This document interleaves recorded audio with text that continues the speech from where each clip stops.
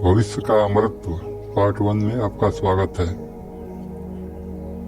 क्या है अमृतत्व? आइए इसके बारे में जानने का प्रयास करते हैं। यूं तो मानवीय ख्वाहिशें अनंत हैं और बहुत सारी असंभव सी लगने वाली ख्वाहिशें उसने अपनी विद्वता के बल पर अब तक पूरा भी किया है। जैसे कभी उड़ने के बारे में सोचकर निराश हो जाता था कि काश हमारे भी पंख होते, लेकिन बीरबल और ऑरविल राइट बंधुओं ने पहला कदम बढ़ाया और अंततोगत्वा एक ख्वाहिश पूरी हुई। अंग्रेज वैज्ञानिक माइकल फैराडे ने इलेक्ट्रॉन के रूप में ऊर्जा तारों में बहाकर विकास के नए द्वार खोले।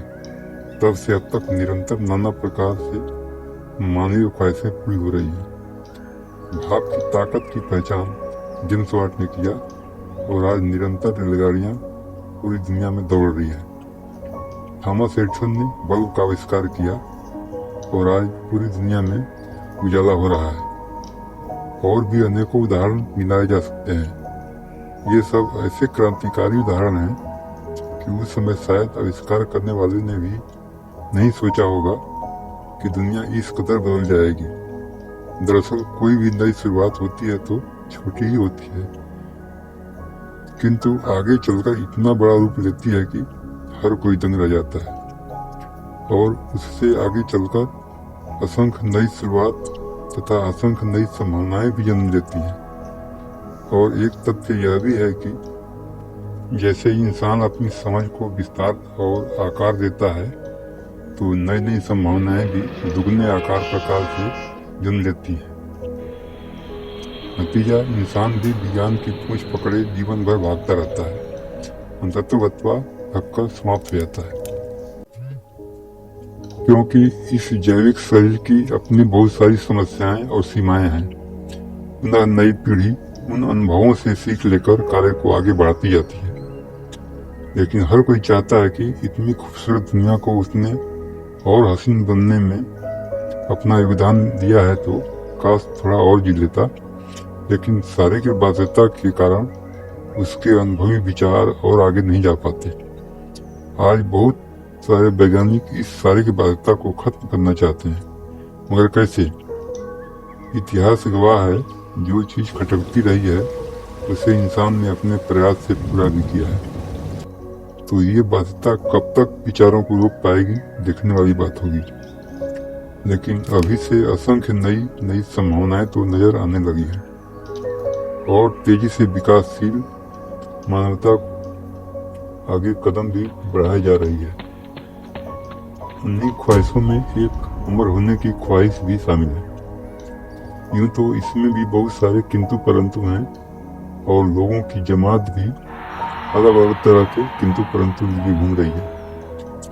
तो क्या आगे बढ़ने की गति रुक जाएगी? कदापि नहीं, परंतु थोड़ा डिले बस हो सकता है। ये पहले भी होता रहा है, यह कोई नई बात नहीं है। कर्मठ लोग अपना काम करते हैं, ये एक अच्छी बात है। आज का टॉपिक यही है कि भविष्य का अमृत कैसा हो सकता है। अब हम और किंतु परंतु की बात नहीं करना चाहेंगे कि होगा कि नहीं होगा आदि। हम ये मानते हैं कि होगा, तो कैसा होगा, बेहतर से बेहतर संभावना क्या होगी, इसके विभिन्न पहलू पर विचार करेंगे। पहले बेसिक चीजों को समझते हैं। आधार वैज्ञानिक होगा। पहली तो ये बात कि पदार्थ कभी नष्ट नहीं होता, लेकिन यह भी सत्य है अब तक के समझ के अनुसार कि रंग रूप आकार क्षणभंगुर भी है, जो कभी भी बदल सकता है। दूसरी बात कि हर पदार्थ ऊर्जा का ही एक रूप है, यानी हर पदार्थ की अंतिम परिणति ऊर्जा ही है। यह क्रम स्थान और समय देश काल की परिस्थिति के अनुसार अनवरत चलता रहता है। एक मानवीय शरीर का अस्तित्व स्थूल और सूक्ष्म दो तरीके से चलता है। शरीर चूंकि स्थूल है तो वह भौतिक और रासायनिक नियमों के अनुरूप चलता है एवं उसका अनुभव और विचार सूक्ष्म तरीके से चलता है। ध्यान रहे, इलेक्ट्रॉन भी सूक्ष्म नहीं है, वह भी स्थूल का ही पार्ट है। इलेक्ट्रॉन विचार संभावक हो सकता है लेकिन विचार नहीं। अब आते हैं क्वांटम फिजिक्स में। शायद यहाँ कुछ बेहतर सोल्यूशन मिल जाए। क्वांटम फिजिक्स में फोटॉन मुख्य घटक है जो प्रकाश कण है, और यह इतना छोटा कण है कि साक्षात ऊर्जा होने का भ्रम पैदा करता है। यह भी सत्य है कि ऊर्जा सूक्ष्म है, लेकिन फोटॉन सूक्ष्म नहीं है। लेकिन फोटॉन स्थूल भी नहीं है, यानी स्थूल और सूक्ष्म के बीच कहीं स्थापित हो सकता है। इतना सूक्ष्म कि कोई स्थूल न माने और इतना स्थूल कि कोई सूक्ष्म न माने। तभी वह दोनों रूप कभी स्थूल तो कभी सूक्ष्म दर्शाता है। फोटोग्राफिक प्लेट पर उसके दोहरे व्यवहार को सत्यापित किया जा चुका है। कभी वह कण की तरह व्यवहार करता है तो कभी तरंग की तरह व्यवहार करता है, क्योंकि ऊर्जा भी तरंगों के रूप में ही संचरित होती है। अब ये देखना है कि हमारी अमरत्व की ख्वाहिशों का क्या होगा।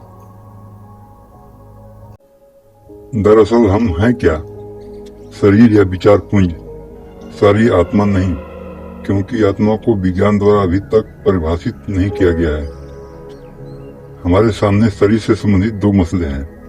एक शरीर सारी जैविक प्रक्रियाओं समेत, एवं दूसरा इसमें पनपने वाला विचार यानी सूचना केंद्र।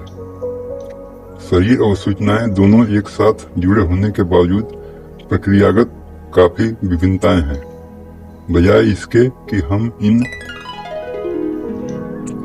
प्रक्रियागत विभिन्नताओं को डिस्कस करें, हम इसका उत्तर खोजेंगे कि शरीर और विचार दोनों समान रूप से सुलभ करा दिए जाएं, और शर्त यह है कि दोनों में से कोई एक चुनना है तो हम किसके साथ जाना चाहेंगे। और इस स्थिति में मैं अपना विचार बताता हूँ कि मैं अपने विचारों के साथ जाना चाहूंगा। आप सभी दर्शक बंधु अपना अपना विचार अवश्य कमेंट करें।